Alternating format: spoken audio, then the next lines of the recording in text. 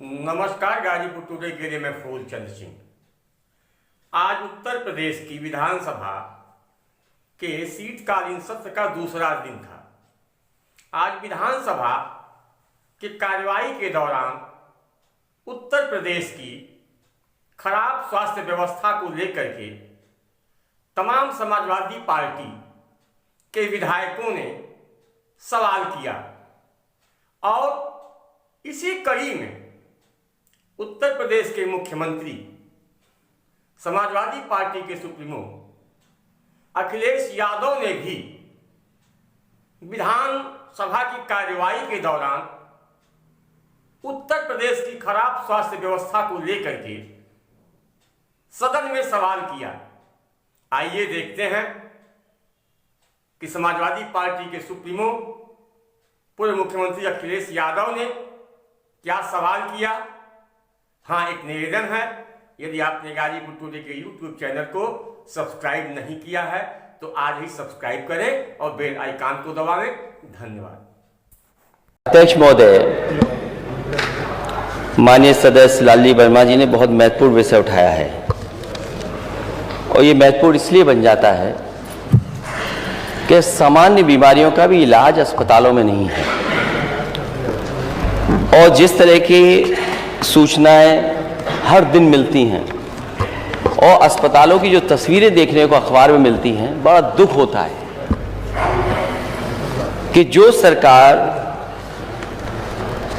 ये दावा करती हो कि डबल इंजन की सरकार है और सब व्यवस्थाएं पहले से बेहतर हो गई हैं और केवल लखनऊ नहीं, दिल्ली और बड़े बड़े महानगरों में भी ये बड़े बड़े प्रचार के होर्डिंग लगे हैं कि इतने हमने मेडिकल कॉलेज बना दिए हैं।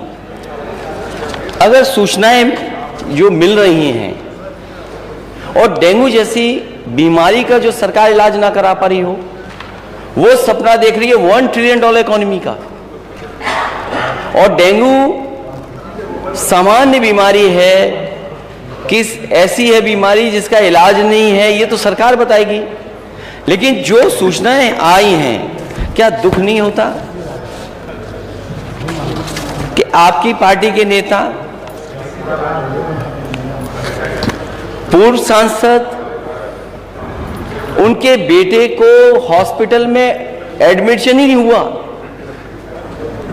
वो एक अस्पताल से दूसरे अस्पताल और दूसरे अस्पताल के बाद सबसे प्रीमियर हॉस्पिटल या सबसे प्रेस्टिजियस इंस्टीट्यूशन में गए और स्ट्रेचर पे पड़ा रहा उनका बेटा, उसकी जान चली गई।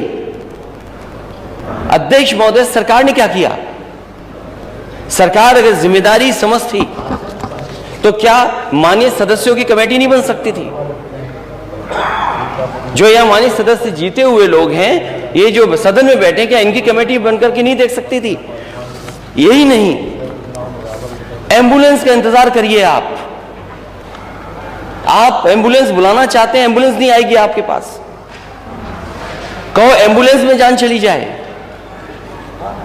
और अगर अस्पताल पहुंच गए तो स्टेशन नहीं है, लोग अपने कंधों में गोदी में रख करके या दो परिवार के 2 सदस्य लेकर के जा रहे हैं, ये स्थिति है।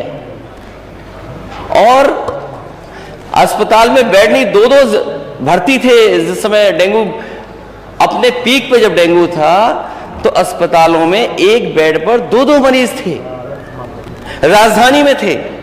और अगर राजधानी में यह स्थिति है तो दूसरी जगह क्या स्थिति होगी प्रदेश के किस दूसरे कोने में?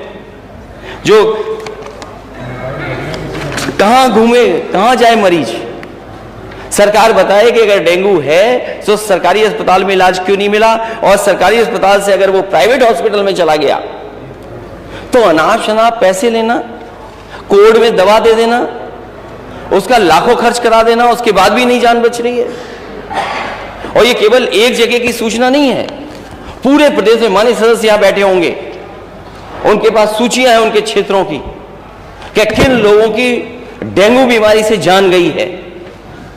अभी माननीय सदस्य ने ठीक कहा कि जिसकी जान गई है लापरवाही की वजह से, यह अस्पताल पहुंच गया, इलाज नहीं मिला, कम से कम सरकार आगे आए उनके परिवार की मदद करे, 10 लाख रुपए दे। आपको बहुत चिंता हो जाती है अगर कोई बात कह दी जाती है आपको। आप इतने वर्षों से मंत्री हैं, कोई अस्पताल नहीं छोड़ा जहां न गए हों।